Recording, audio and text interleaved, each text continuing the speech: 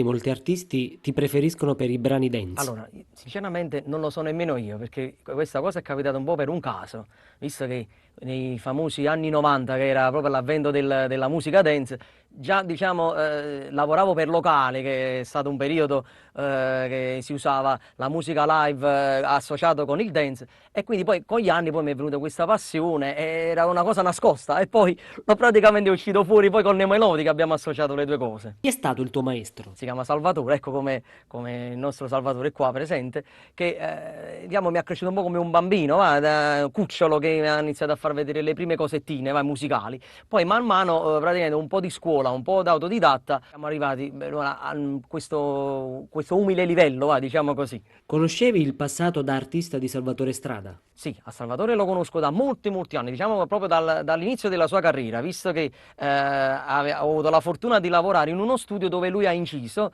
e quindi la produzione, lui praticamente stavano nella zona dove frequentavo io, quindi veramente lo conosco proprio da anni. Con cosa cambieresti la musica? Beh, la musica è emozione, con la musica si nasce, cioè è un dono che ci dà il nostro Signore, quindi non è che si può cambiare con qualcosa o si può sostituire. Se sei nato con quel dono, tu te lo porterai sempre, quindi non si può cambiare la musica. Gli artisti con cui hai avuto più soddisfazioni? Uno dei primi dischi è stato il lavoro con Mario Da Vinci, Tony Sigillo, La Buonanima di Mimmo Rocca, quindi ho iniziato veramente con la vecchia guardia, fino ad arrivare praticamente ai nostri artisti attuali che vanno per la maggiore.